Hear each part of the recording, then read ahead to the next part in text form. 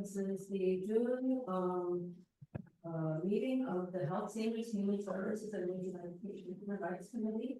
My name is May and I am the chair. So we will, today we have, quite a few, items, on our agenda. But before we start that, we will take the roll call. So, I will take the roll call. Okay, May, I believe, here, Larry, Clint.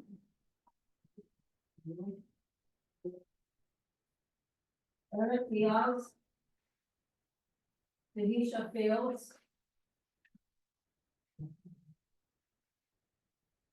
Manu Fofana.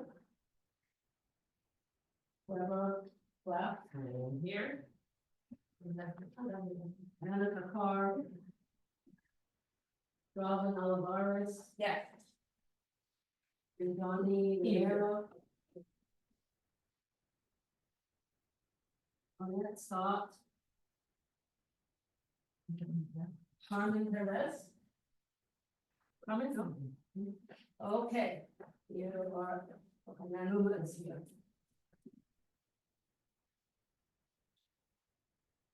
Carmen is on. Before we start, I will send out the minutes of this meeting.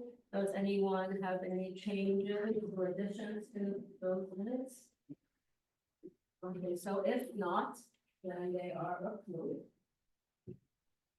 I'm trying to find the minutes, do you know any of the minutes the agenda was sent? Look at the website. What's it? Yeah, it'll be on the website. I'm trying to remember, yeah. So just look, yeah, look on the website. And Ask you guys to speak up. Oh, sorry, looking for the minutes on my phone, can't find it. I'm not the minutes, the agenda. So I'm not texting, but so you. Okay, so for today's agenda, we have some changes. But the first agenda item, so we'll basically be talking, hearing from University Settlement, funding and program needs for after school program. But we'll also be talking about district needs statement. You may have seen on the website that we were to also have a presentation from Carrie Chan, the superintendent of school district 1, but she's not able to come, so she'll come to another meeting next month, and we'll hear from her then. And then there was another presentation from Councilmember Marte regarding some legislation about bike rentals. But that is, not being discussed today. It's being withdrawn. Okay, so we will start with University Settlement. Okay, this is Gregory. Gregory, please introduce yourself. And we may just you can sit there, you can stand up, you give your talk. And then we'll have questions and answers. So I will, so after you finish, we'll have a Q&A session. And I will be, if you wish to ask questions, you may raise your hand. I call the board members first, but I will also call on anyone out here in the audience. So don't worry, we have plenty of time and everyone will get to ask their question. Okay, Gregory. I think I have a pretty strong voice. I don't know if I need the mic. No, you do, so Oh, that it's okay. recorded Okay. and so you get your, Okay. but I have it all in here. Okay, thank you so much. So my name is Gregory Robertson. I'm a senior director of youth programs from University Settlement. University Settlement is a large service organization located at 184 Eldridge Street. Right here in the Lower East Side. We provide a variety of services, including early child care, youth programming, services for older adults, programs for teens, eviction prevention. We're a full service organization. So I'm here to represent the youth division. I'm very happy to say that this year I celebrated my 25th anniversary of University Settlement. It was my first job out of grad school and never left. So I'm very happy to be a part of such a vibrant part of the Lower East Side. And so I was asked to come here to speak about what are our needs for after school. And I'm not a very high-tech guy. I don't have like a presentation or a PowerPoint, but just basically, this is what we need for after school. We need, I should put a little glitter on there, at least make it a little bit fancier, but money. funding is what we need. Most of the after-school programs in the Lower East Side are funded by the Department of Youth and Community Development, which is a city organization, which our tax dollars fund. I oversee 5 programs that are DYCD funded. I have a Compass program at PS 63, which is our Star Academy, which is a K-5 after-school program. I also have a middle school program at Eastside Community High School, which is on 420 East 12th Street. I have a Beacon program there. I also have a Sonic program at Institute for Collaborative Education, which is on East 15th Street. I have another program at PS 34, which is on 12 between C and D. It's a middle school program and a community school program. And I have my Beacon program. So these are all funded, other than the community school, by Department of Youth and Community Development. And I have a pop quiz for you. In the last 10 years, how many times do you think the city has increased our base funding for price per participant? Yeah. You win the prize.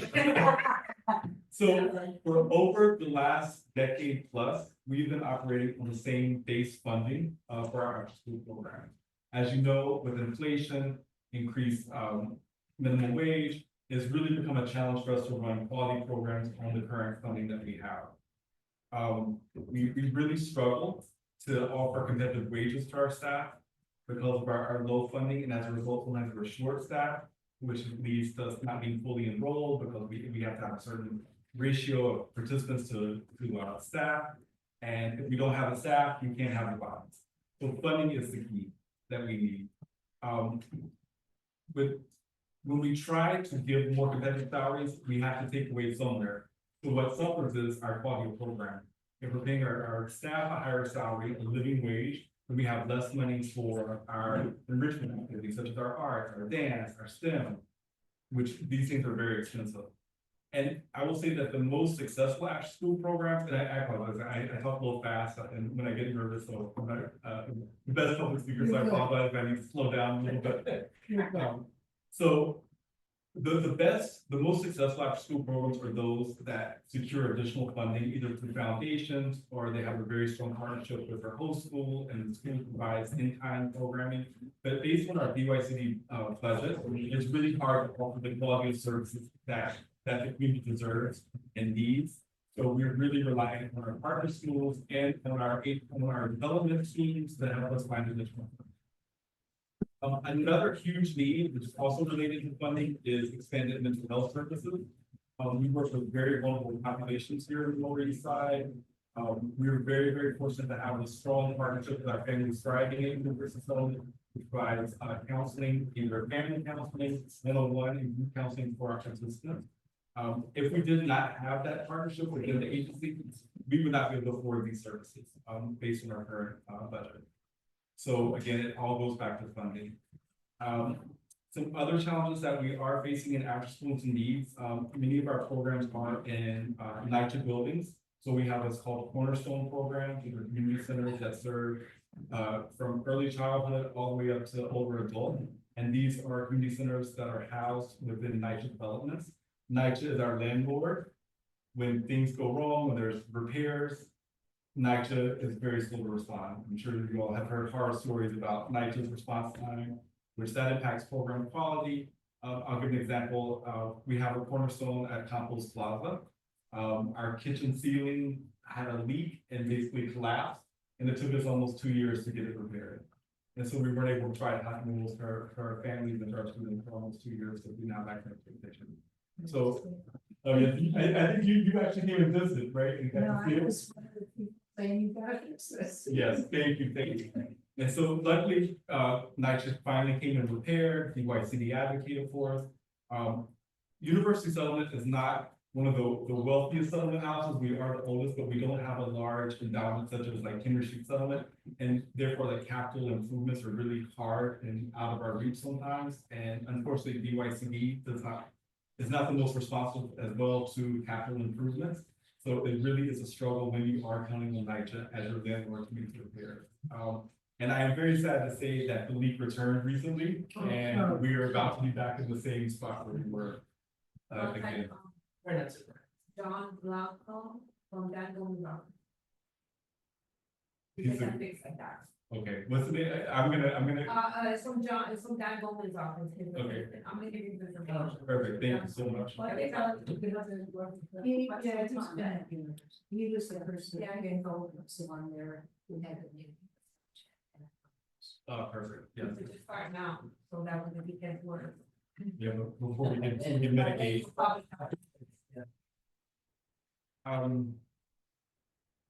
so yeah, so having nights as a landlord has definitely been a challenge. Another challenge that we have for our school-based programs, we are monitored, all of our programs have what's called a SAC license through the Department of Health. And we are held to a different standard than the schools, so we'll have an inspector come.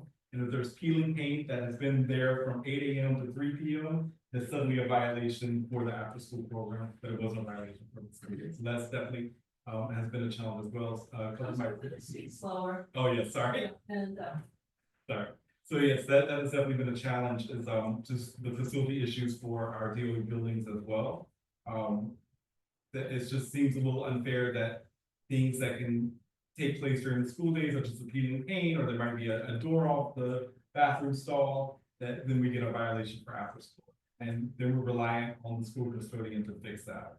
So that's definitely been a challenge and something that we would love to see some reform with DOH and DOE, some more collaboration between the two to support with that. You got a catch 22 there. wait, okay, we're just, as I said before, we're going to keep this going, and so we need to, you know, more efficient. He's just going to, give his presentation, and no comments from anyone, please, and then we will, Q&A from everyone in the line. I did bring some resources, so we're very lucky to be a part of the United Neighborhood Houses, which is the umbrella organization for settlement houses, and there has been a lot of advocacy to increase the funding for after school. I'm really excited that the mayor wants to expand the Sonic and Compass program starting next year. Unfortunately, he wants to do it at the same base rate that we have now, so there's been a lot of advocacy, a lot of energy about increasing that rate. I have a QR code where if you guys would like to text the mayor to increase the rate, it's very easy. It takes all of 2 seconds to do it. So I'm going to share that before I leave tonight. And we really want to see more funding for our after-school program. We're trying to mobilize, we're trying to increase this in neighborhood houses and the settlement houses throughout the city. We're working very hard to get this funding increased. And that is basically my presentation. We need money. Did you have anything else to say just about like so the issues that affect after school, every after school program? For example, you just mentioned this thing about the base, increasing the base rate. I mean, what does that mean? And then there is the issue of, is there an issue of pay parity? Absolutely. And yeah, so. Okay, yes. That's where, yeah. Yeah, I can definitely speak more about that. So pay parity is a huge issue.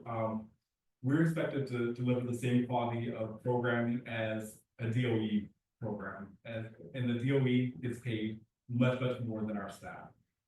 We have definitely struggled to be fully staffed post-COVID. It's a challenge. We can't compete with Target and Amazon, who's paying $22, $25 an hour. Currently at University Settlement, we're paying between $17.50 and $20 for our group leaders, so we were able to do some increases this year. But it's still a challenge to find qualified staff at that rate. It was a very hard job. We would love to be able to pay our staff more for the work that they do. So I will say we have seen some improvement post-COVID as far as staffing as well. We really struggled, I would say, the first 2 years after. I will give my program at Star Academy an example. So last year, we're contracted for 157 young people, so we need 16 staff.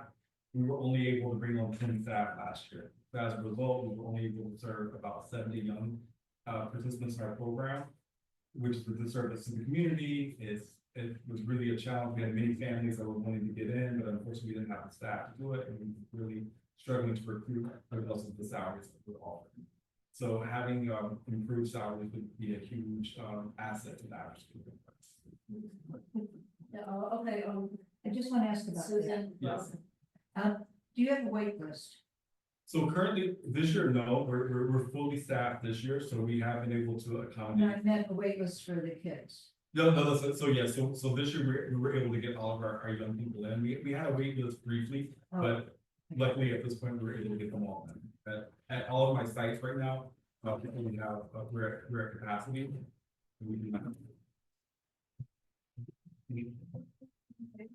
So we have programs at Star Academy, which is on East Third Street, we're at Eastside Community High School, East 12th Street. We're at PS 34, which is on 12 between C and D. We're at the Institute for Collaborative Education on 15th Street. And we also have a Cornerstone program at Campus Plaza on 13th Street.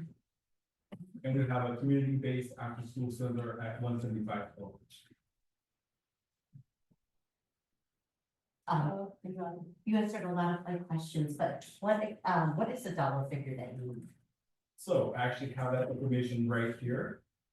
So what we're asking for, our current price per participant for our elementary after-school programs funded by DYCD ranges from 2,800 to 3,200 per participant.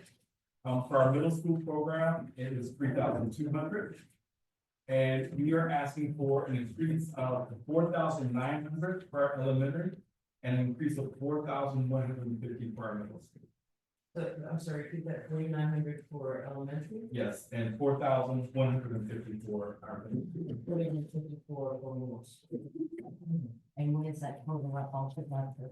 So it's based on their contract size, so like, for example, I have one site that has 157 contractors, and another I have a contract for 80 of them. So it really depends on what their contract is. Okay, I know I missed it. Who are you asking for this money for? So this is from the city, so we're requesting city council and for the mayor to approve in the budget to increase. There is a new RFP coming out for the Sonic and Campus programs for FY 27, and he has added an increase for that proposal. However, we're asking for something for next year.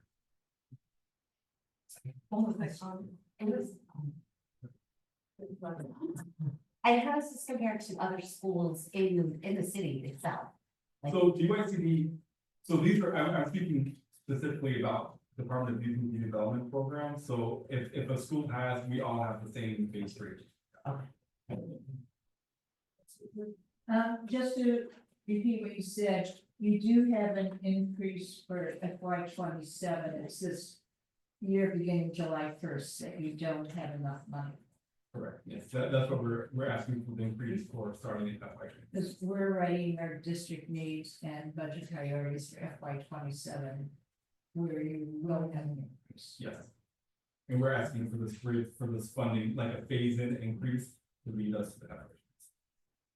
Well, we also wanted to clarify something, or maybe you had answered before. So you said the mayor wants to expand at the same base rate. Yes, So the base rate is per participant, is that Yes. what you mean? So that he wants to expand the number of participants expand the, yes, at the correct. same base rate. At the same base rate. Yes, more programs, he wants to have more elementary programs throughout the city, but at the same rate. So the same base rate should be expanded. Yes. Okay. Oh, yes, Susan. Okay, so go back to our perennial problem of facility maintenance. Yes. Particularly it seems compost. So I want to confirm, because the agencies will say, oh, you can ask us for money. But the truth is, they won't give you money. We can ask, but not yet. Right. That's right. So DYCD has no capital funding for you. There is some funding available through DYCD, but it's limited and we have found it very challenging to tap into that fund. And are they expecting NYCHA to do the repairs, or are they expecting University Settlement to pay for the repairs? NYCHA, with University Settlement also chipping in. You're both doing that. And where do you get the funding for that? General funding, it is really hard, like it just comes out of general Like funding, fundraising. fundraising, yes. But yeah, our government grants do not cover capital. Okay, so what is your process like? So what's happening now? I can't believe it's happening again. Is it the pipes underneath? Because that's what it was before. Yeah, well, it's actually the steam that's coming from the boiler room is making the ceiling weak, like we have the water accumulating in our ceiling and it's starting. That's just the only. Yeah, the floor is actually okay right now. The floor is, That's good. yeah, the floor is doing well, it's the ceiling and the kitchen that we're. Okay, I'll talk to you after the Yes. process.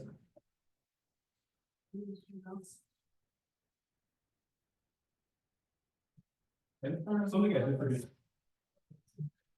Okay, so this is another question that's come up from our last district needs. Eligibility of students. So for the NYCHA ones, anyone in NYCHA can go. Yes, But for other after-school programs, are all the kids eligible? Do they have, are there certain guidelines that kids below a certain income level? absolutely. We're open to anyone, Okay. in the community. All of our programs are free of charge. All of our services, all of our trips, we do not charge any fees at all. For after school and anyone in the school is open. So So there's no income eligibility for any of your No. programs. for our cornerstones, there is, you have to have, I believe it's either 51 or 52% of the participants have to be NYCHA residents.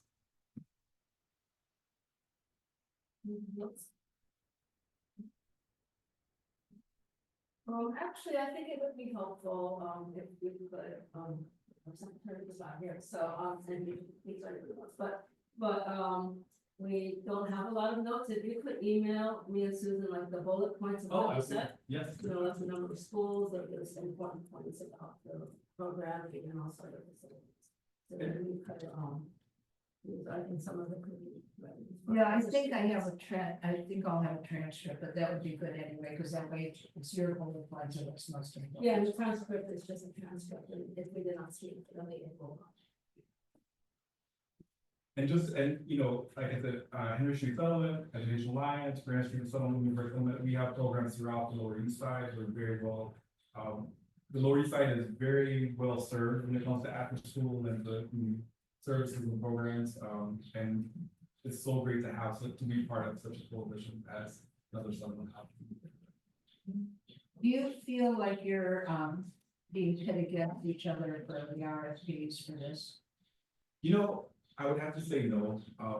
I think we have a very strong working relationship among the settlement houses, and we really respect each other's territories and spaces, and I feel like it's been a very congenial process. Now, I know they all get along, but I feel like the YCD, the way they put out the RFPs, it's not a collaborative process. It is, yes, you are correct. Yes, and we do definitely feel like we're competing for participants. Especially if there's such a high concentration of programs in the neighborhood, we are often moving for the same participants.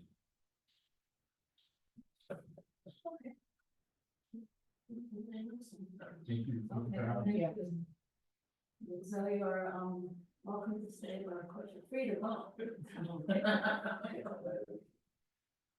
Thank you.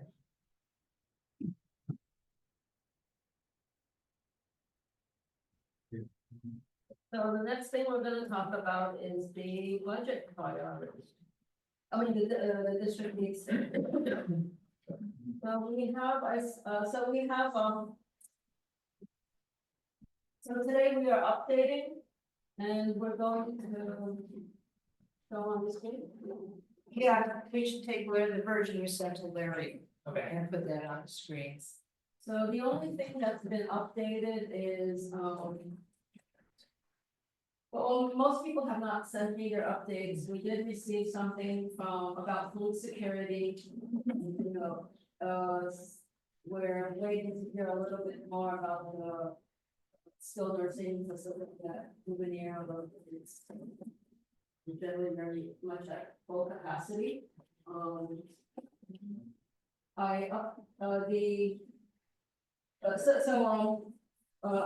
actually updated the district needs statement I incorporated the information from our presentation from IBO last time.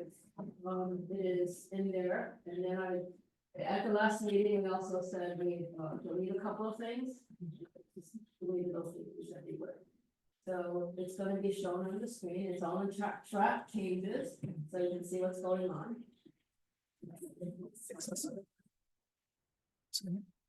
Okay, and People are waiting for a lot of different updates.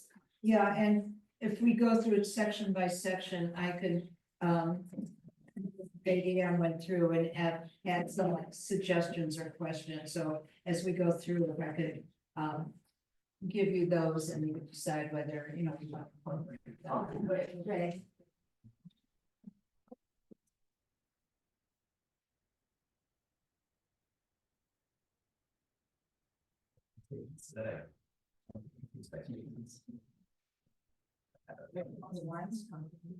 It's, I turn everything on where so I don't get, because you know, sometimes in Word you like change something and it makes a new paragraph. So this is completely unambiguous what's the document. Okay, so I have a question for you, Larry, Mhm. on technology. We seem to use the word broadband. Yeah. But when I look up the mayor's, the Apple Connect program, they use internet. What is the difference and what should we be using? Good question. So the broadband distinction comes from the census category, so. I'm not exactly sure what the mayor's delineation is, for the census, they use, it's a speed threshold, it's directly, I don't remember off the top of my head, but it's something like 5 megabits per second or faster, so. I don't know the exact number, but it's something like that, that's what the census uses, and it's easy to use the census because they make it available for our district, the monitor, probably below. Yeah. So we should then consistently use broadband. Yeah, the one wrinkle is broadband can include multiple phones. If your phone plan has high-speed internet, that gets counted, so. It's not, it doesn't overlap perfectly with what you might associate with like home internet. You can have broadband and not have a computer at home, and vice versa.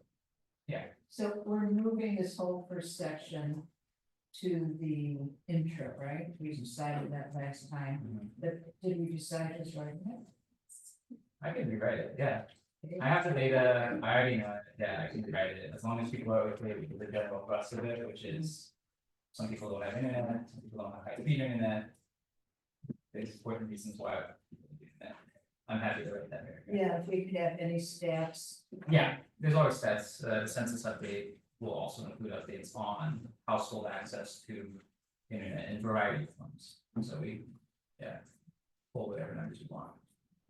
That's the nice thing, because it's from the census, it exactly overlaps with our district, we don't have to like. Pretend, That's great. yeah, we don't have to say like Manhattan, like we can say exactly our area. It doesn't contract it. Yeah, they even have CD3 as a geography. Okay, Yeah, you can specifically grab the CD3 boundary. well, just take all the census Mhm, tracts. And it, yeah, the demographer up there is doing exactly that. Yeah. So I can write this.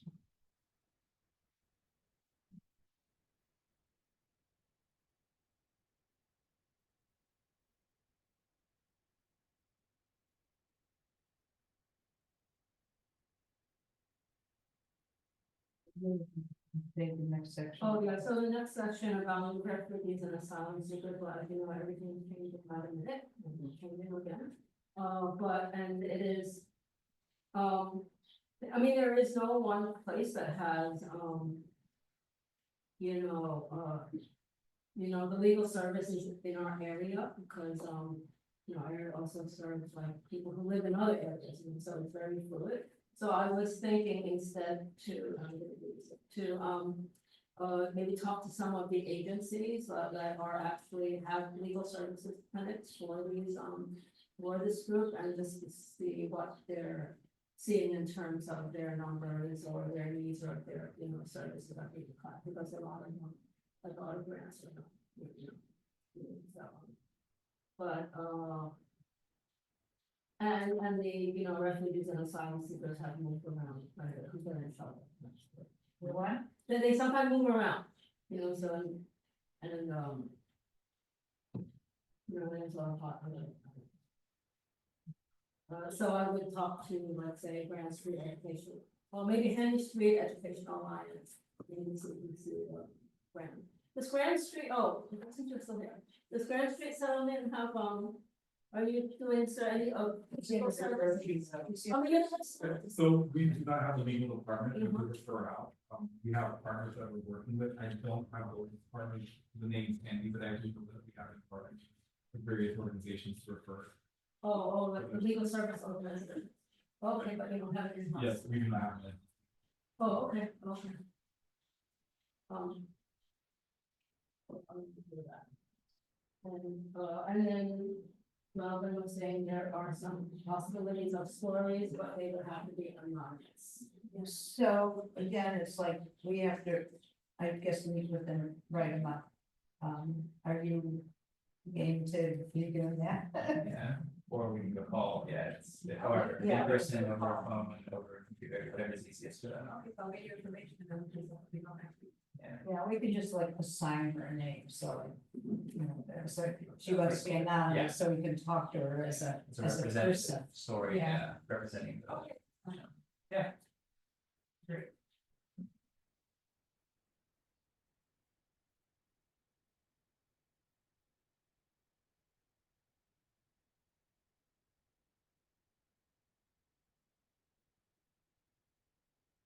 So for education, under the need for the new schools,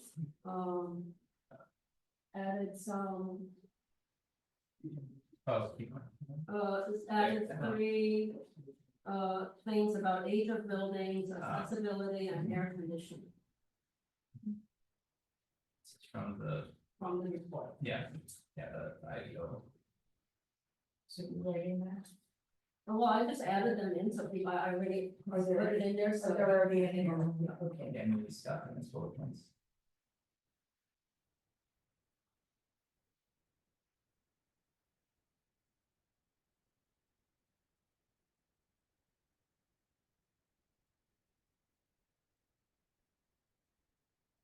27 years old, was built in 1898. And for your information, is what was the year of the Spanish-American War. There was this ship called the Maine, or what was Yeah, the Maine, was. Remember? Yeah, remember the Maine, it Oh, was, yeah. Cuba was, I forgot what bombed or something. And Wow. then, it started the Spanish-American War, and William Kennedy was the president at the time. That's our first school, Didn't, it PS one. was also shortly after New York's consolidation. Like, Yes, just- But yes, just yeah. before this, New York Yeah, New was York had not been not, consolidated. yeah, Brooklyn was a different city. Yeah. But the newest one is like, 42 years old. So are these are more than District One that we're talking about, there's almost. Yeah, so it's, we asked them for 20, she says there's 28 schools and they're in CB three. But so some of them are actually in school district 2 and then some of them are in 1. The Chinatown ones are in 2. So what I'm suggesting, we have a map now that shows our environmental justice area, and I would suspect most of these schools are in an environmental justice area, and maybe have a sentence or two of how the schools in the environmental justice area have less of this, less of this, less of this, kind of shamelessly comment. So you would put it in here? Yeah. Oh, okay. And it's like, we're saying that our schools aren't as good as other schools, I think we ought to say, this is an environmental justice area that you're treating this way. Oh, I see. That's the reason why we don't have this. Emphasize. Okay. Emphasize the. So where will we put it exactly, the one who's suggestion on? Or somewhere towards the end of this whole section? I would put it at the beginning, because that's an umbrella statement about the condition of these schools in this area and the detailed specifics of the.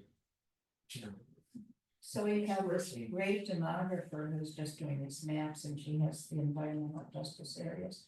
And I'm not sure if she has all the schools, but I think we might be able to just count.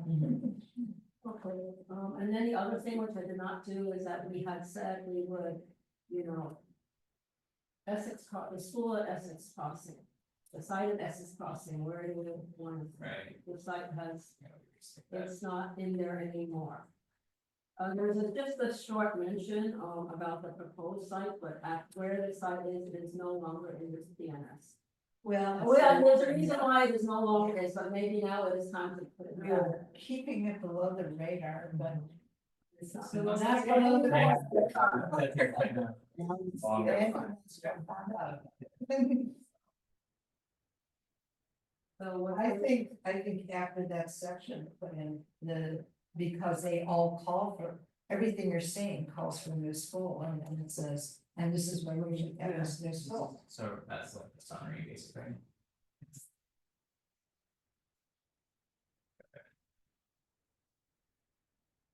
Here's what you can do about it. Yeah. I read these, some of these titles don't need, I mean, we can, some of these titles we just, I don't know what it means. Everything in there is something. Right, it didn't have a category with a name, so we just called it unmet needs. Oh, It did not have, we could think of another title, We can do that. but basically it's those two things. So some of them kind of overlap with other things like pay disparity and then, and you think about updated income requirements.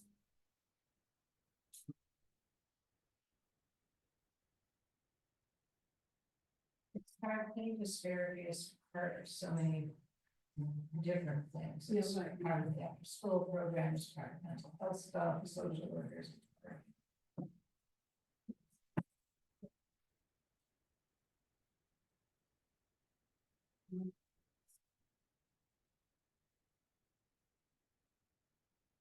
In a different section, they would show that it repeats itself. You know, because we have a section for social workers and counselors, so. So the rest of it, I didn't, I did not, so I was kind of hoping Carrie would. Oh, she's gonna send us. Oh, did you want to send us another? And then this technology section, I was going to keep it here with the school for the minute. I thought we were taking out all the technology Yeah. 'cause and it putting floats it to the top. in the introduction because it covers everything. Yeah. Yeah, this is good, right? Because it would be covered. Schools don't have any. There was like a special period in code when schools were doing all sorts of tech rollout, but that's long gone. Yeah. The money is. So I didn't think it was. Those programs are all gone. Yeah.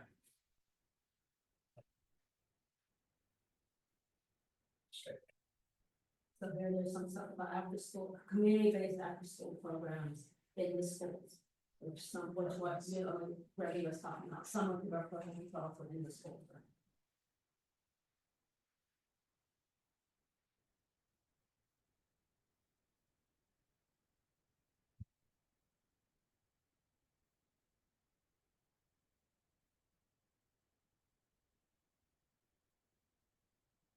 These statistics, I don't know, they're still 35%. Oh, we'll have to update those, we'll have them. But I don't know, the biggest need for after school program is second grade and under, where does that come from? There's no documentation. There's no. I think that's coming from, the derivative of when after school programming start, because there's no after school for pre-K, kindergarten. They're not regulated to do it, so I think that's where we got it With 5 to 12. from. Yeah, so I think that's where we got it from. So we're asking for something that isn't legislated or provided yet. So we should say that more clearly, that there currently is no, or the current are no, affordable options for grades 2 and 4. Yeah. But there is a way. Because they can't do it. Yeah. I've tried, they won't do it. That's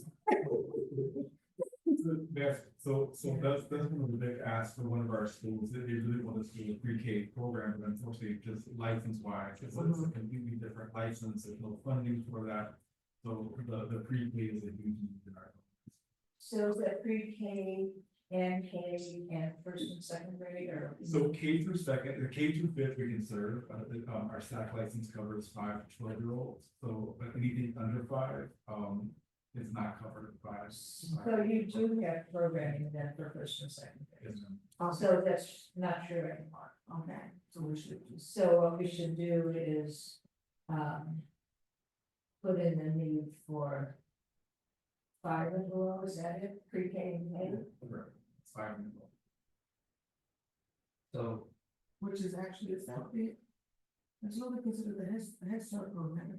As far as licensing is concerned, right? Correct. So all of these sentences kind of flow into each other. So are we rewriting them all to reference 5 and below? Because they, yeah, they develop the idea. Yeah. The citation here is apparently email communication with the deputy superintendent of school district 1. Oh, nice. Nothing to do there. Report from University Center. Yeah, sure. Well, and then if Harry comes on, We can, Just add a caveat, I will say that the grades that do fill up the quickest in after school are our K first and second, so that those are usually the ones that fill up the students. Our older students have a little more freedom and more options, but K through second do tend to fill up the quickest when you register. Do you have I'm sorry, because I came late. Do you have, a certain number of children that you can service? So each program has a contracted number through DYCD. So for example, at Star Academy, we have 157 in our contract. We can kind of break those numbers down as registration comes in. We may have 2 first grade groups 1 year, 1 first grade group the next year, but we have a lot of third graders. We'll have 2 third grade groups. So there is some flexibility in how we can do our groupings. But each program does have a contract. Because my daughter goes to the one at Star, but she got in middle school. Oh, nice. That's, I, familiar with your face, yeah. I think familiar also. And we were on the waiting list until she was in 4th grade. Yeah, I was because we were having such staffing shortage.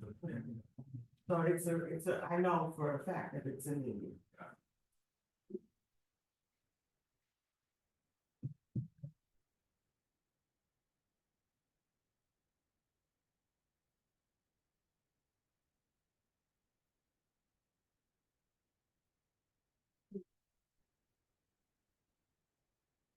Well, so I tried to split, yeah, I tried to put both clauses in here, but the biggest need is for ages 5 and under, that pre-K, because there's just not staffing, I guess, yeah. it doesn't exist. But then I threw in the additional to say, based on your report, kindergarten through 2nd grade are in high demand. But that the fact that they're in high demand doesn't mean there's an unmet need, they might be able to meet the high demand. I don't know, okay. Yeah, I don't think that's an unmet need. That's more of an advocacy thing than Yeah, Okay, but the ages 5 and under, I mean, we don't know that there are kids in that age group that can't find programs. You know? Because we're just saying this year they don't have it. Yeah, we under also get it in all program. You know, that's why I asked about the. so there are people on the list that provides. Yeah, this year, thankfully, because we're fully staffed, we're able to accommodate. I would say at the very beginning, we may have had a small waiting list in some of our groups, but we were able to move off very quickly. As in the past, where we really struggled to get families off the waiting list for staffing shortage. So that would go really under the, what is the reason for the short staff? Is this pay disparity? Okay. Yes. So then that would, something like that would be in the pay disparity, yeah, the reasons why that's. we need to pay is because. That's fine with you. Or, They got a raise and it was up to $80, that was a raise. So, yes, because we were paying, like, previously, we were like at 17 and we went to 17.50. So DYC did increase, they put us a COLA last year. We're getting a COLA again this year, so we're able to go from 17.50 to 18.03 this year. Yeah, which is like, we can't compete, yeah, it's like, it's not a living wage, like most of our staff are, living with their families, or, it's just, it's sad that we can't do.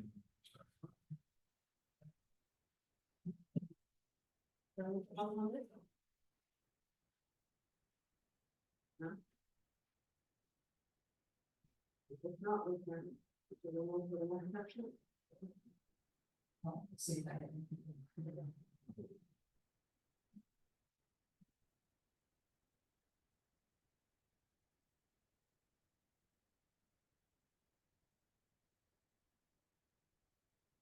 And that's, everyone that works in these schools, like you guys have done an amazing job. Our challenges of the facilities, like, it really is a challenge, like, the buildings are crumbling, like, I can say firsthand that many of our schools are in dire, Institute for Collaborative Education at East 15th Street, has been under construction and repair for like the last 2.5 years, it's from Star Academy, the neighborhood school, there's always refills and summer for repairs, which is, the buildings are really, So your programs in the schools are also have these maintenance needs? yeah, I mean, yes. Because that's, I mean, that's a whole different thing, and DOE is not fixing up their own schools. I mean, it's, the custodians really have their hands full, it's just, I think it's just such, the buildings are so old, it's just, it's like a never ending battle. Well, of, then like, you need to put that into the school thing. Oh, that their after schools are being affected. The buildings are literally falling apart, the schools don't have the ability to repair, I don't know, if it's the money, probably That's money. right, yeah, I'm sure. that- Because that's with, and therefore there's not, you know. This impacts even having facilities for after school programs. Although the high school, I mean, it's still collaborative education, they're school district too, right? Yes, they're in this round. But Star Academy is just. Sure. Nothing, because typically, I know, when we go to see, see the school construction authority. A lot of times talks about their capital, when we bring up capital, capital repairs, it falls on the age of the building. A lot of the things that, need to be repaired, they basically say structurally, they can't do the work that would repair it permanently, they can only fix what they have. Right, and so, I wish, I didn't keep any of the notes, I wish we had. I guess Gabby can ask, Danielle or someone, if we have any of the notes or information from. The school, SEA, on the buildings that they cannot, Yeah, that they cannot fix. from the meeting with Put in him. something documented. I remember when you came to the meeting. Responsive, everything that we requested to be fixed by the school, by us, it hasn't been fixed, and this year, nothing was approved, to be fixed, only the outside of the school. But did they say because they're too old? No, they say, so I'm gonna send you the paper, they say not to the school because, refuse, no funding or unable to repair due to not having money or not interested in replying, like, it's just like, you see how we got. To put that in. We have our report, the same way that we have our report, that says, you didn't fund this, you didn't fund this, they give you a little bit of what it is, we get one like that, so I can forward that to you. Yeah, the same, I thought it last, I think for the 2023 one, we had the issue with, since it's line by line, it gives, what the reasonings are, but SCA does, do a meeting with us, and they outline their budget. And they, I believe they also have like the age of school within all that other stuff. So we're also, when we have our September budget consults, May and I will also be meeting with SCA. And I would love it if you could give us some questions like in the next month before we have to send them in July that we want them to answer. Okay. And why did they fund nothing? Nothing got approved, so Yeah, so I'm we gonna need send to you use that, we need to. I'm gonna send you the booklet and you guys can So, understand. Yeah, I don't know exactly how I want to phrase this, but it sounds like there's gonna be some more, Phrase from the paper that I'm gonna send Yeah, them, yeah. because they're gonna say, Okay, what we request. I like the. According to SCA. Yeah, I don't wanna write that exact, I don't know what the tags are, so. SCA. So why don't we just put a note there, update from SCA? Yeah, I'll get SCA, update from SCA. Thank you. Good night. Okay. Bye, guys. Okay. So just the other, there was some other stuff that we, that was left over from before, so we just looked at it. See, if it's still good, there's stuff about the co-location, stuff about the mandating of physical education. So, or maybe the inadequate aging buildings needs to be. Yeah, yeah, you covered it with these bullet points, so I feel like if we somehow. Jelly's will comes into a, Oh, yeah, no, what I do want to include is that middle and high school students often learn in classroom design for elementary school students. So they're in these classrooms that were meant for, they're like this tall, but it was meant for kids like this big. They're as tall as you and you're going to school for a kid that's big. Everything was like this, so it's, okay, it actually is true, right? Yeah, Yeah. university, Yeah, I think that all calls for the need for a new school. Mhm. so no, that's true. that is captured in, So I.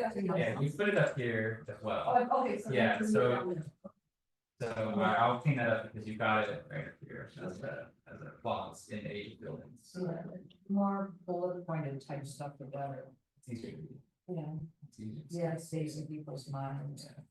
And everything else here seems covered by the IBO. I guess, do we want to include school age chart or is that Include the what? the school age chart? Because So apparently, what we did last year, Yeah. because we made our own chart, yeah. is put it in the appendix, so absolutely. so I there- just want okay, to sort of combine, because we looked up all the schools ourselves, Yeah, we looked them up on the I see, DoD before the website. IBO, yeah. In their chart, one of the things is in our chart, we said the open school is in 1900 and theirs is in 1898. 1898. I noticed that, that's why I need to compare the two charts. It could be that we were only looking at District One, I don't know, but we need to compare the two charts. No, they have the same school, but it's, yeah, but it's not. Right, not Smith. years. Yeah. Yeah, but we'll compare, okay. I'm willing to take 1890. I think that seems like they got it, yeah. It seems like Maybe they we got round it that. up, who knows? Yeah. Maybe we. This one is interesting. It seems like it's talking specifically about, well, for this testing, site, so this is not something I'm familiar with. Is that something that's really important? That was probably 4. Yeah, I mean, that was earlier when it was a real issue with them. What kind of- Yeah. Because we Yeah. have so much with stuff now, maybe take this out. Yeah, that's not mine, this code here was, of course, It's like- very important. Wait, but state tests are still, The one that's online. not- now. They still Wait, are well, too? Yeah, the state tests are only on computers now, they're not paper based anymore, so they still need access to the internet. You mean, like, from elementary all the way up, they're testing online? Right, So what did the students do? what, this begun in 2023 actually.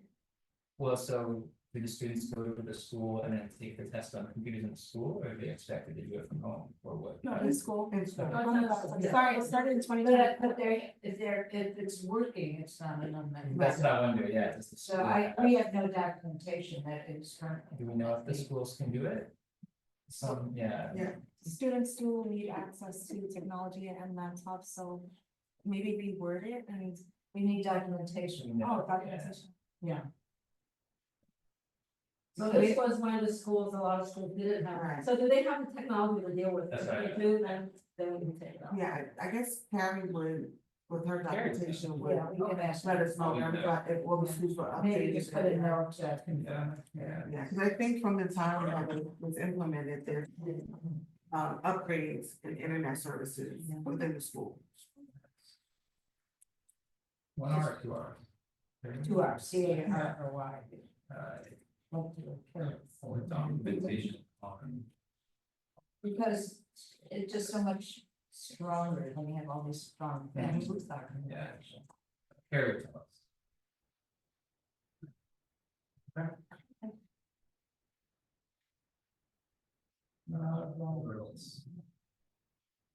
Did we do students in temporary housing? Did we, was that okay?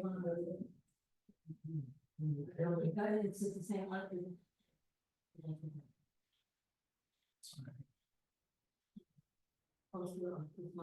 What is that SPH?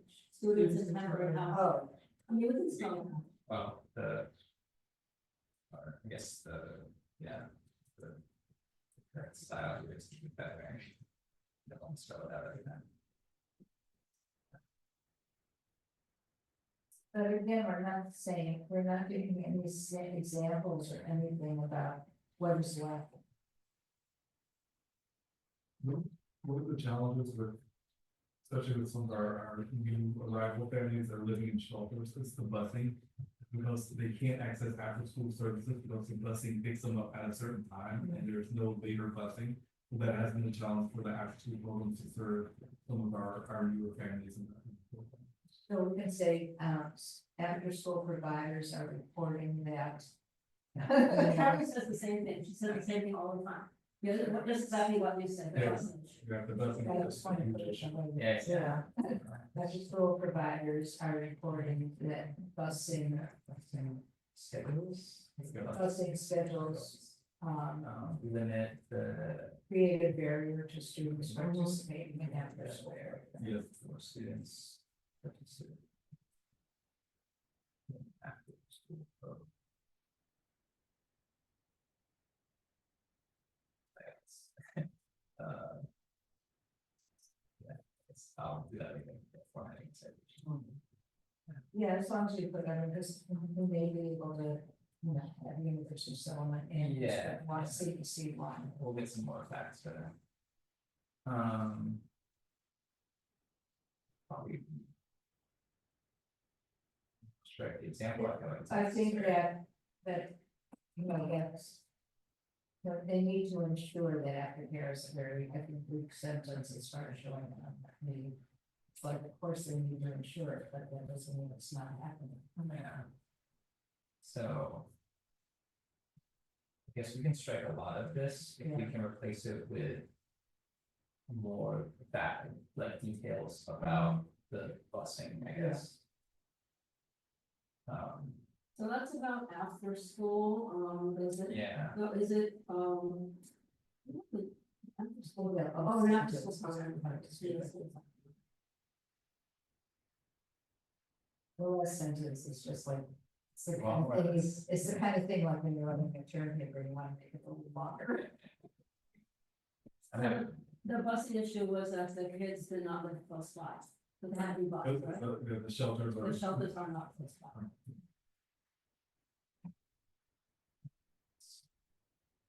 very right this time.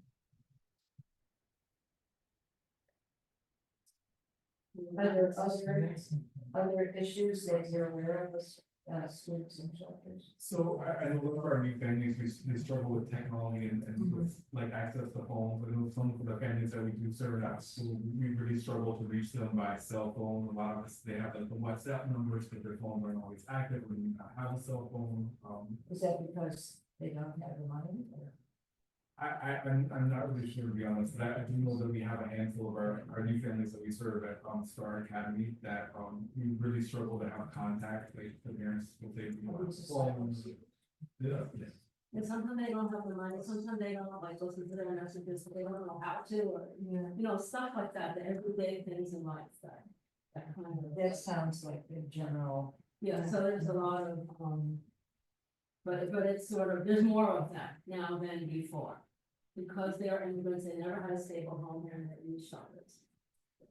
Can we put something like, the number of families in, temporary housing, that there is an increase in new asylum seekers? It's not the traditional, sort of, Yeah. you know. Something about the increase in the asylum seekers who, and they just have many challenges, you know, many new challenges. And I'm sure phones are just one. I don't know what else, maybe that's something that's very specific. Maybe.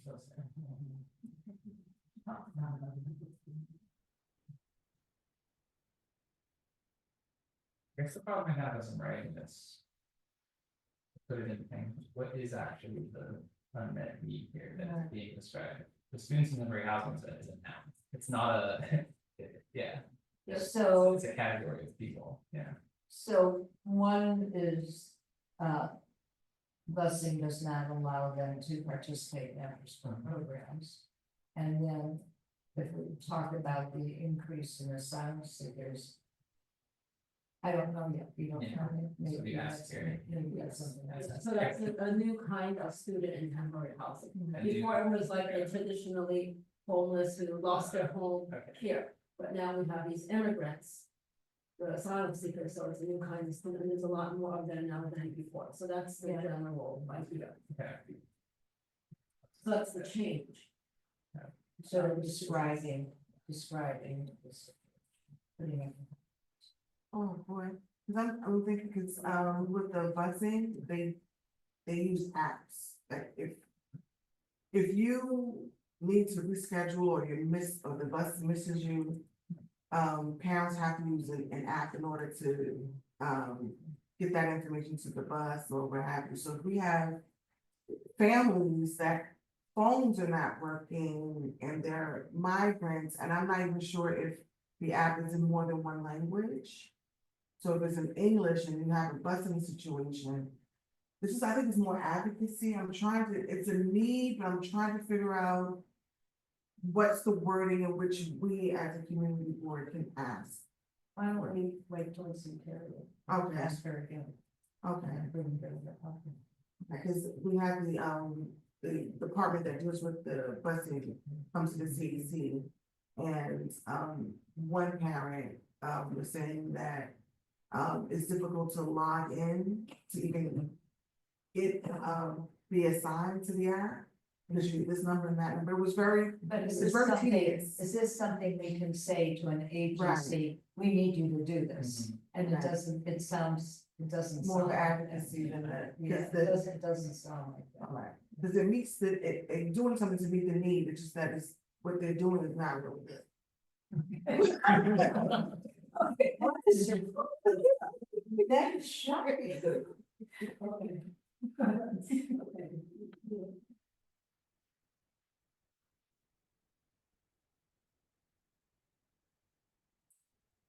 So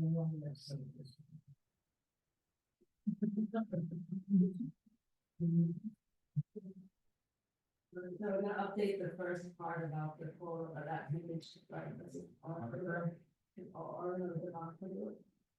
She has a lot of statistics. I sent you the newest map today, man. Oh, yeah, I saw, it. Yeah, I saw. it. So it looks like the most up to date, this should be the most up to date one, if this is, if this footnote is correct, this should already be the most up to date. Figure, What, how did it get updated? I don't know, the citation says. Like 24 census. The ACS. Yeah, the 5 years. Oh, the 5-year estimate. So we also, the Furman report came out today. So we can check that, yeah. That's, I just was upset. yeah. I'll just, take a note. Yeah, it's a challenge. From it.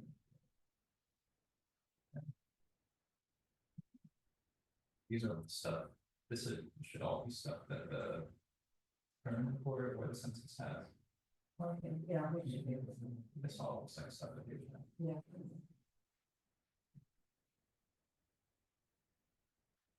The red colors is from last year. and things.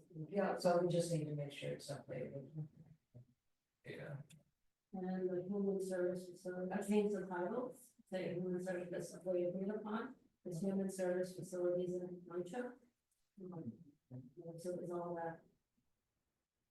Intolerable conditions. No, it was something about like, fixing nitro or something like that. So it sounded like fixing something in nitro, so it made it sound like it was a housing thing. I see. But this is about the program facilities that are located in nitro. Got it, thank you. Well, not, yeah, it's not a housing. I mean, you look at the website. So is it okay, is it okay if I just read through that and see, I think we need. Just streamline it a little bit. Yeah. There's some paragraphs in here earlier too that are like that. Yeah, let me go through that, so that we can, all right, They're gonna look at it later and streamline. yeah, let's see, better streamline. I think all these statements are the same, it's just, Always better to get rid of those. yeah.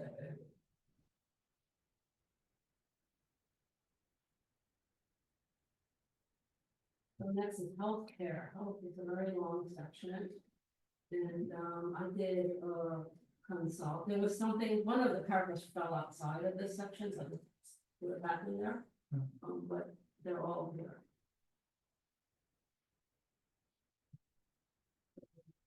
Healthcare needs in general, mental health services, and then when the mental health services for youth. Health disparities, including social determinants, skilled nursing, skilled nursing and rehab.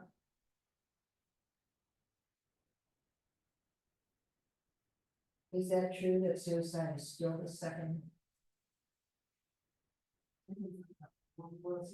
Yeah, we should look at the citations, see where it came from. Citation is, Where does it say that? and community board, that's the first item for mental health for you, mental health services for you. We got that from, David Garza. So we should check that with David to see. That's still true. Yeah, we gotta just put it out to check Yeah. that David So, Garza. uh, I'm happy to. There was some mistakes on it. So this is like for. the footnote says this thing, but that might be what David was referencing as well. Oh, what was the other thing? The footnote is something called the Manhattan Community Board for Mental Health Resources Survey. Yeah, that looks like it might be a DOA. But A DOA. So I don't- It's on our website, this is the website. Yeah, we had a. Oh, that was the survey we did. Yeah. It was just about these ones. Us. Yeah. I need to make. We're allowed to do that, we're allowed to cite ourselves. So maybe, I think the footnote, I think these footnotes are not put in the right place. Because, maybe the footnote got misplaced. Yeah, that happens. Right. Particularly when we, it's out, when we take the section out of the whole document, you know, it's. Yeah, yeah. It gets, because it's odd, it's trying to auto number, and it's all how this works. No, yeah. So, So that sounds like our survey, not the. Still on the, but our survey, we just surveyed the resources, we didn't even get anyone to say that in our survey. We just, I don't even do, is the survey. that was, what you find that person, Yeah. it's still on our list. Okay. So it was just a list of the resources available, we didn't ask people about the state of. the- Yeah, so I don't know that, it might be, it's, yeah, it's. it sounds to me like it was a It's out of order, Yeah, it's not a thing. the starts are out of order. Okay.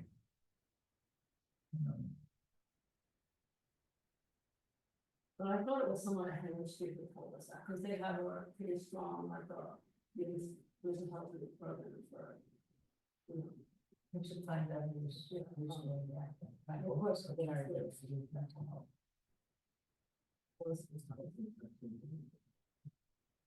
This also still true? We have here, still mixing into the location. I think that would be the right to do, and someone would have to, check all the facilities. It seems like sort of incredible that that was so. Yeah, It's almost.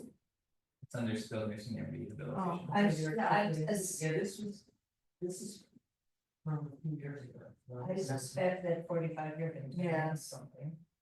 I was thinking that too. They have nothing for. There is no, all these other services there. Yeah, no. Well, yes.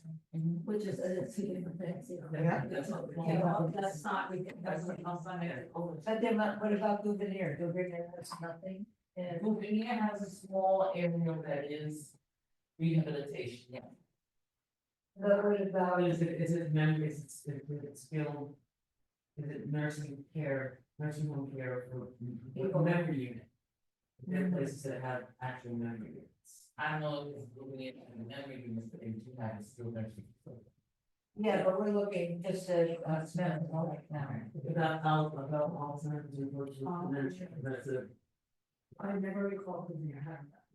And it didn't say it in the paperwork that Eric sent, they Yeah. broke it down by short-term rehab and long-term rehab, but there's nothing that said anything about. That's incredible. And I don't think, with someone that's. All Saints, you know, it's that small one, small nursing home that's down by, the low rise co-ops by Grand Street. And I don't remember the name of it, but it's really small, and I don't believe that they have dedicated memory beds. What about, the downtown was the Presbyterian, they sound willing to be three officers. Just We're gonna ask incredible, Eric by then. that's incredible, because people are getting older, not their months. Yeah. So I'll leave a note for the double. Yeah, I'll leave it in there.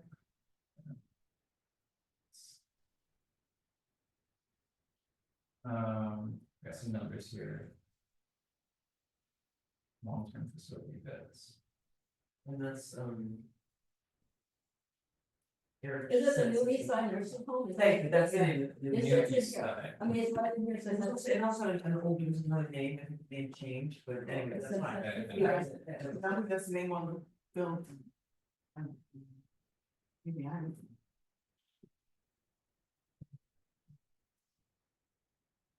Yeah, looks like we have a bunch of stats here, basically just talking about operators.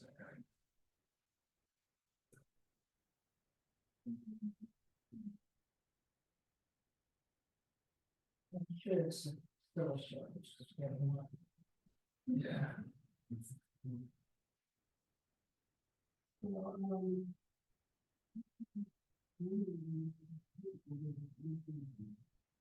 Still the I mean, it's case. very specialized things. Yeah. So it's. Is this about, Yeah, so we're actually talking to them day by day. So what does this say? You wanted to operate a new, the original deadline of the CD3 is working, yes, and.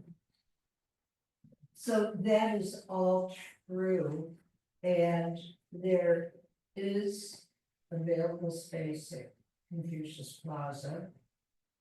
And there's currently like short space for a short-term immediate as while they build. And we're trying to find out if we could get a lower, Justin actually just called me today, he said, trying to get a lower to commit to doing something immediately. In a smaller facility while the larger. okay. That's, It's way too slow. I mean, I also think that speaking from the populations that would be served. I think that the need is so great that all of our communities need this care. But the challenge is that most of the beds that were lost were Black and brown men.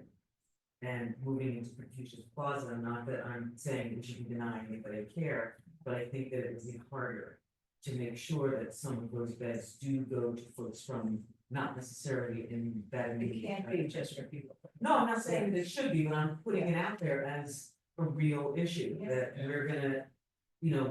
Something was lost in this particular neighborhood, and yes, it will be replaced, but it is not necessarily guaranteed to provide services for those who lost those beds. The problem is finding, there is a great search. For where to go, and there's just no place to go. That's the issue. I think it would be creative. What about, the corner of Forsyth and Nancy Street? Is that public thing? I mean, no, it's not. I mean. So Can't the just King take Plaza, that's public land? Yeah. It's a Michelada. Well, I don't know, because that's smack in the middle of all these different communities, so. Yeah, and you need more than one. Yeah. There only is one, so it's all. Yeah, before they were doing the luxury developments, like, wasn't there a lot two bridges? But somebody was wanting two bridges, it was supposed to be a hospital or a nursing home or something like that. Oh, it wasn't nursing home. It was like, see, It's one that was lost, right? yeah, and long time, Just another been one. empty for a long, Oh. yeah, kind of people. Anyway, But that's exciting. keep going. No, yeah, the only thing is, if they do a smaller thing, I hope that the bigger thing still happens, right? Absolutely. It's not like, And that's who's not gonna enough. oversight, who's gonna do oversight? For what? What kind of oversight is gonna happen, because the Lord is not a good operator, so. I agree 100%, but right now we need. I know, I know. And then, They- you know, we should absolutely be involved in, with the attorney general. Okay, food security, is that rewritten from? Oh, yeah, no, this is not, this is the same thing. So, Eric just sent these, screenshots of this stuff. So he has like two different things, and I wasn't. So one thing is that he shows, you have to get, but he sent this screenshots of these reports, like a graph that shows, a map that shows, food insecurity. So one is, it shows the percentage of food insecurity in community district three, but it's like. The range is like from 15% to 36%. And then, the northern higher part is like 20 to 36, and then the bottom part is like 15 to 20. So I'm wondering what we should say. Was this 15 to 36 sound like a lot, or, I don't know. Compared to the city here. Yeah, we could compare it to the city. It sounded like very little. So, Well, and then also, yeah, and then it also, Baseline from the city. yeah, but, and then also I think it's because, probably because, like the main district, there's like a huge disparity, like the hot, Yeah. income disparities, so that leads to this like. Not seeing, and then the other thing that he sent was just a rating of, it's like access to food and something about usage of those CFC or community food and Connects them. that's a city program that connects people to food. So that it was still not the highest in the city, but the second highest in terms of its use of these programs. So That sounds like, but it has to be written out. it has to be written out, and then for that one, he didn't have a percentage, but it was like, so I wasn't sure which one was better to use, I didn't write it out, but it was one what people thought. Well, maybe we could put it in there and then. What's the other thing? What's the other thing? Yeah. It's about food security, it's just to update the stats on food security. So I think we should use the food insecurity numbers, but we need a reference to. We will reference it also, probably, what we're asking. Yes, I don't know what we're asking, we're just saying that people are food insecure. Yeah. What agencies do this? HRA, right? What? Isn't it HRA? They deal with the averages. Who has- I mean, they're the ones who run that, CFC program. Okay, so what I'm thinking is those are questions we should make up for HRA for budget process. Okay.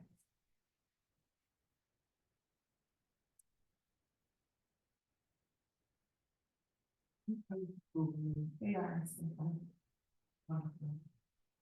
Have you ever dealt with the neighborhood tabulation? Oh, no. No, that's what he has, it has it by that Yes. neighborhood tabulation area, But it's, yeah, that's the city planning. Isn't it? yeah, that's what he And, has. and that's the one where they Okay, yeah. make up what they think should be neighborhoods and see. Okay. I actually Yeah. like them. I've seen the map. Yeah, so, yeah, I wasn't, but that's what he has, right, in terms of what's. Okay, we have to use them. Yeah, he's, everything was documented, so it all kind of like. It shows there's a need, but it's not like the highest need levels. Is this sentence still true, and what do we need to make of it? There continues to be an increase in home delivery of food as reported by Eric's group. Yeah, What does that mean? what do we make of this statement? Yeah, we already got there, I don't know. Yeah, I can't imagine what that. I will take that out.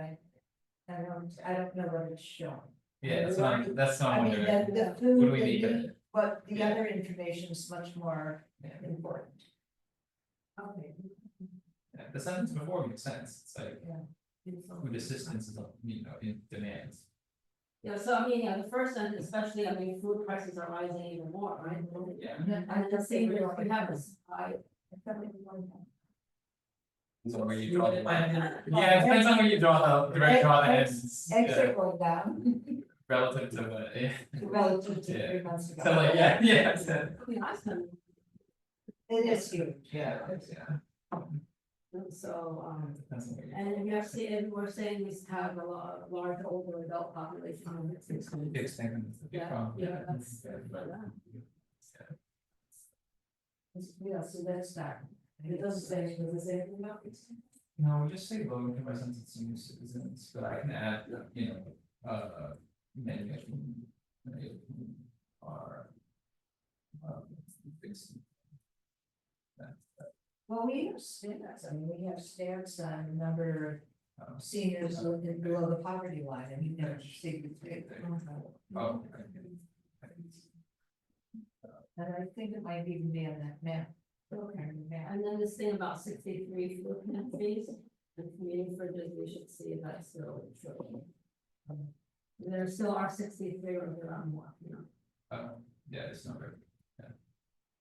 Well, if there's less, because some of them are close, I'll check this one. Yeah, and it's funny, the one that's outside of Essex Market is empty. Which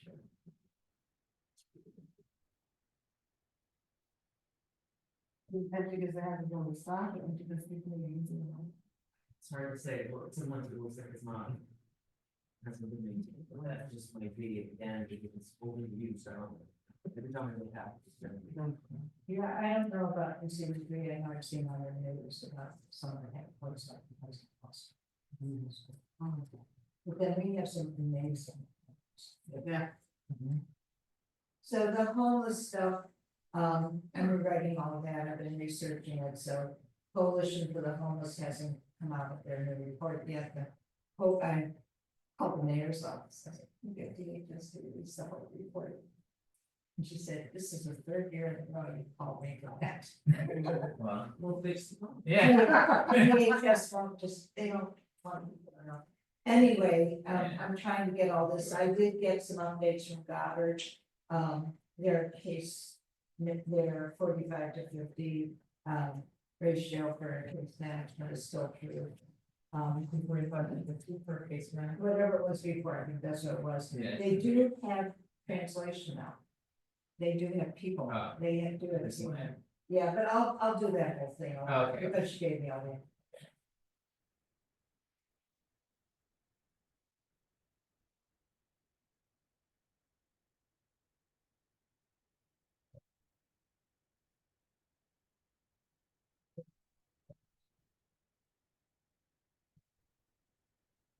Oh, that only different than that coalition. And is that, that doesn't include the migrant shelters? I think last year it specifically said what it did, I'll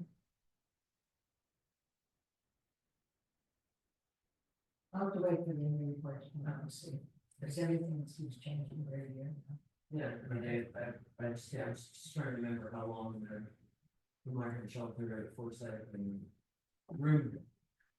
Whether that's a couple of years. I don't know. None of those have community advisory boards. Oh, that was. Community advisory boards. No. They've been promised to take them. So now we're. So All- we'll see. All of this is also gonna wait for Yeah, it should come out in July. okay. And Last year it did. and then we were talking to Goddard about something else, right? Well, Goddard actually got back to me today with a lot of information, so I just got it today. Okay.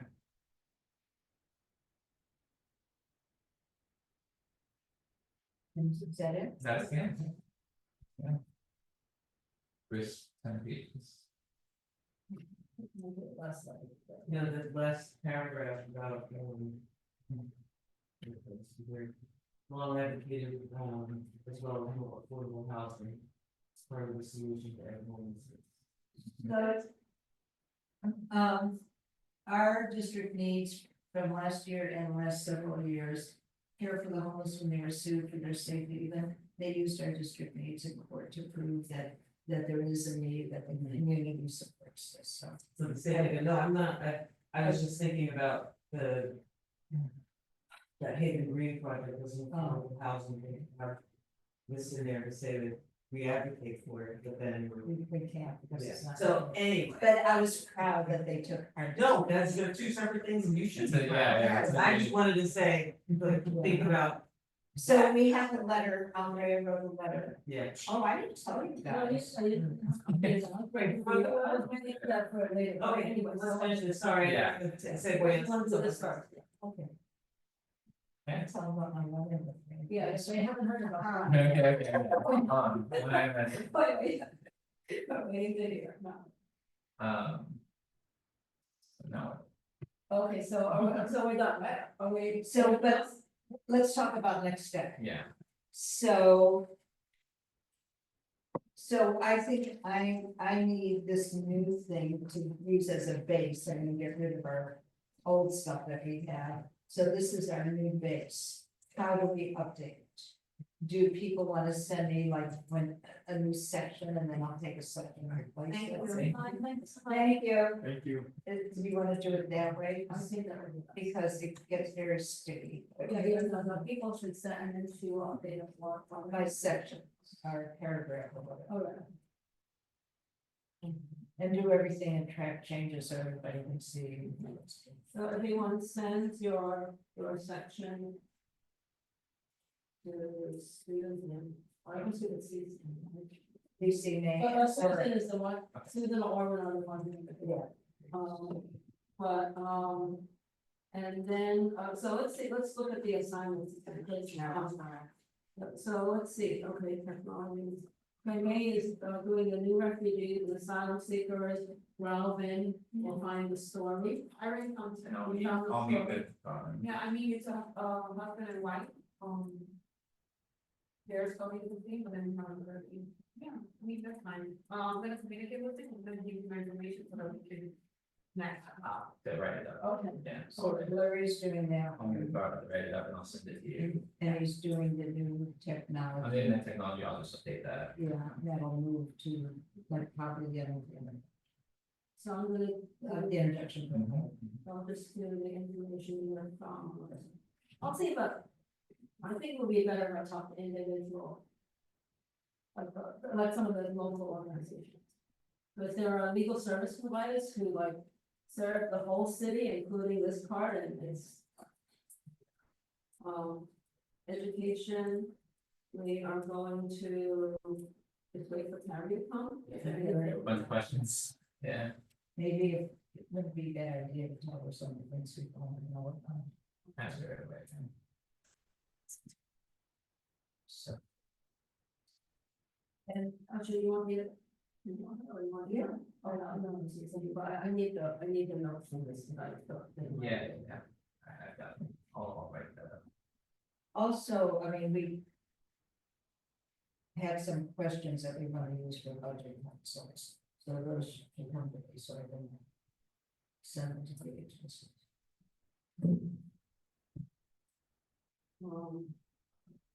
So I know now, I said some of the questions should be, but did anyone? School construction, I know we wanted to talk to them, but we want to get the questions, I think, from the report you that Robert sent me. So what else? School And there was, construction? we were also gonna, well, we were gonna ask Carrie about, some of the challenges with, temporary students and temporary housing, particularly the new assignments. So what back to the consults, we definitely wanted, we had some stuff for SCA and plus. Where we can ask DYC. Oh, I think we should put for DYCD something about facility maintenance and that question. Something for HRA, here's something for HRA. Is it food? I think that was the food. Was there a question? I don't remember. So, yeah, I think there was, because I said what agency, because we got asked about it. So we were talking about food security and how they had to different about, we were originally talking about how they had to different about. The use of their program in our area, but that's, it's not to a question about. So this, I don't know. I know there was something, but It's not food, right? It's not- no, I thought it was something about food, because I never seen what agents, so. it's like, Yeah, yeah, we were talking about food and I said HR. yeah, so I don't remember what the question was. Is there the, whatever the original, It's the community, yes. Community Food Connections, that was the program. But,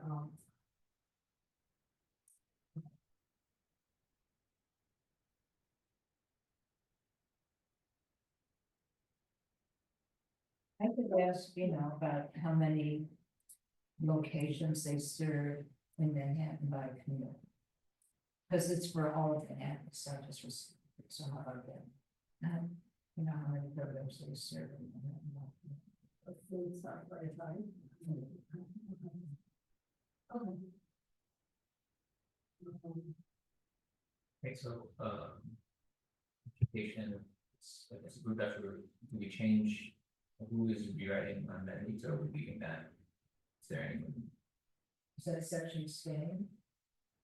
Yeah, that's the question, that's a good question. And we still need to find out about whether family, those, they changed the income,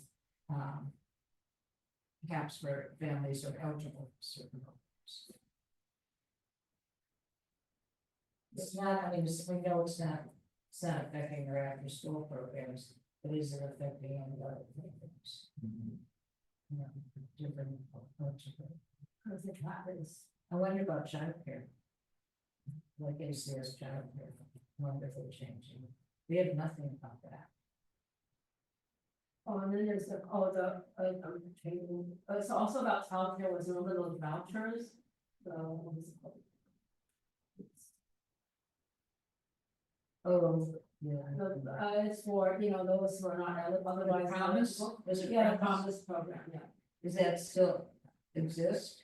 It still exists, right? Yeah, it still exists. It still does. There's only a few, CPC is one of the, who administers it. They have like only one or two per borough, but it seems like they do fairly well that way. So it's the vouchers for those who, are otherwise not eligible, maybe due to immigration status or other things, not eligible for subsidized childcare, so it's a voucher.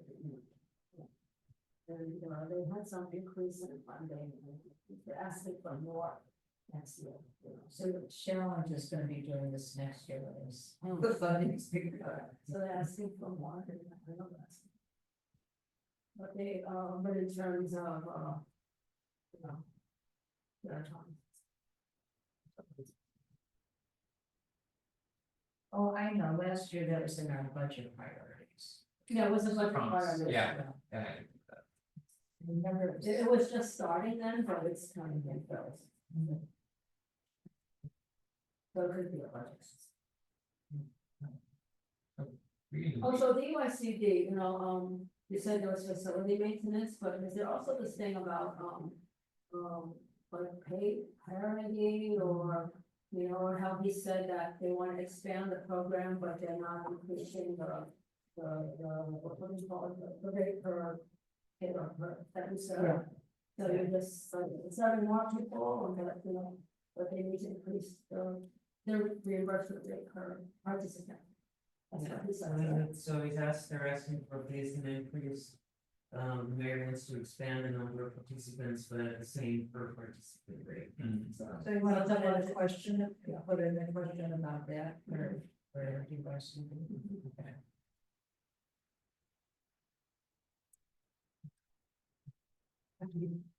How do you do that? Explain to us. You wait for that to come. All the results, who's rewriting that? Well, I guess Susan, you mentioned you were gonna update these stats. Yeah, I think we have, we'll have the steps between the Yeah. apps and a Furman report and all that. Okay. Mhm. So, Steve, associate is also an appendix list, which I assume is the same. What does it say, C appendix? Yeah, so, Karen, is that the same, the Nords, same as last year? Sorry? What?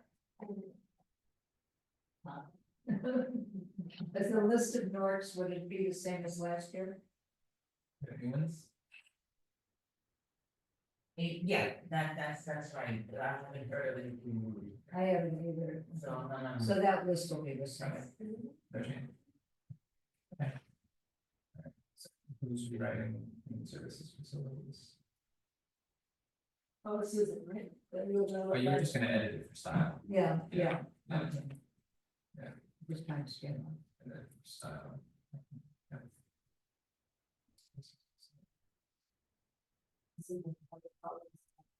What? You're saying facility and having like more problems. Well, it's a different, before it was, hydrogen compost was like the pumps underneath and the sewage and it was. It was not awful. Yeah. Now it's steam, what? That made the news. Now it's the steam, so Dan Goldman is the one that fixed that. Now it's the steam that in this year. Happened to me. My bathroom systems all right, it's a steam better. Oh, it's a week at first. So there are these statistics here, like. So it's ready to hear about Randy now? Wait. Yeah, no, we still have to finish. Yeah, we have to do the assignments. No, we are dying here, but. As soon as you say it, so who's rewriting the health data section? Yeah, Like, where would you find information about what percentage the census, yeah, are uninsured? that's the census, okay. Yeah, that's in the, actually, the ACS stuff too. right? Yeah. The uninsured, yeah. Yeah. So put office. Okay. So, right, and then. These are all, the food security. Check that number. Who's checking the number of food pantries? Okay, so I'm gonna go back to Eric and find out. Okay. What exactly, he sent us these two maps, Yeah. so just, it comes to say where the map comes from, also we look at things are on exactly like, you know, the website. So for learning purposes, Yeah, need that. and then, I can put both maps in and then we can look at it again to see if we want to. Like the sentence on both maps, and then people can look at it and see what they. prefer. Okay. Both. Done. For this matter, yeah, got all those assignments. Okay. Yeah. Alright. Okay. We're being recorded. I'm thinking about my story. Do you want to go executive session? You can't get that on certain reasons for that. Gossiping. I know, it's just us, isn't it? You know, Robert. Actually, rules, that we it's teach happens us. this year. I think we need to stop. Maybe we should go through your CV, whatever else you have, and then we should end it. Yeah, Mm. next time is cabin. Okay, so next, okay, so we're done with this, I Was was anybody else on the, And seconds here. Are you sure? No, there's no one here, no one's here? that's you, Okay. and zero, and it's me, and this is the board office. So we should go through your Karen, whatever reports. you want. Yes, okay, so, right, so, okay, so the next, okay, so we're done with this, the next agenda item will be CAB reports or CEC reports. Was there any CEC meeting? Since then? Since last week, yeah, since May 15th. Yeah, we have one. In June.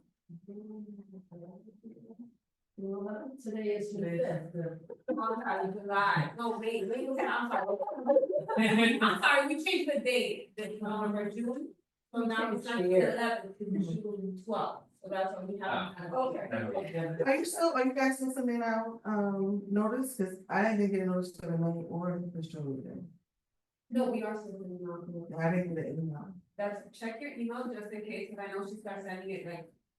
Yeah, I didn't get May, someone had to call me and tell me about May, I didn't get, notification. Okay, I'll tell her on this.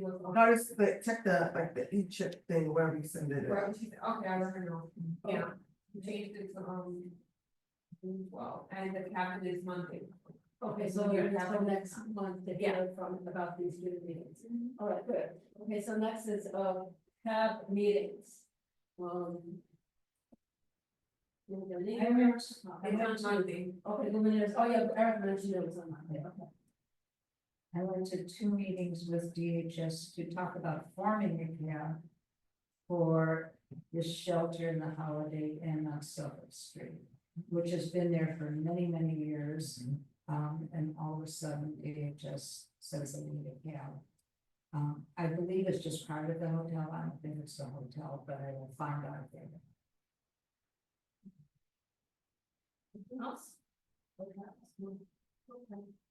And I have been following up on the behavioral health. And, so what was said, they said, well, you know, it's person I speak to took part of the blame for it being so long. And he said, you know, part of it is that, you know, they've been dissolving, that is, it's taking a long time. I said, you can't tell us that because you're screwing us, you don't have time. And he laughed. And so anyway, I was told you probably should.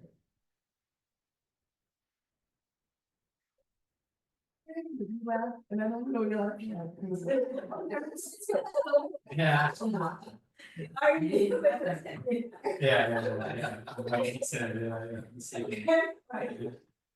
Yeah. Okay. Anyway, they promised me that it shouldn't happen in September. It's only like a little over. Okay, so, this is not a count, but I want to, there's a group called D1 Plus, so it's a group that's sort of, a network of organizations that includes the school district one, talks about the, you know, particularly about the immigrant migrant students, that's what it's D1 plus some other schools, right? Yeah, that's it. That's sort of it. Yes. D1 plus, and the plus is China. So they have these monthly meetings, it's always in the day, once a month, and they just talk about, you know, different organizations get together and they talk about like how they're serving the youth, the in the schools, you know, Terry comes sometimes, or, you know, someone from the office, from the district, one office comes, they would Terry with them, you know, stating someone, just to report on that, so it's, you get a lot of information. Yeah, so they're, so they have been meeting at Educational Alliance, and I think after this, they'll be meeting at this is the church on Middle Church, yeah, in their community, you know. They have a community room, you know, right, that's, you know, the back of the church, or the back of it, so they'll be meeting there. That'll be much easier. So for you. So it's a good way for us to stay in touch with.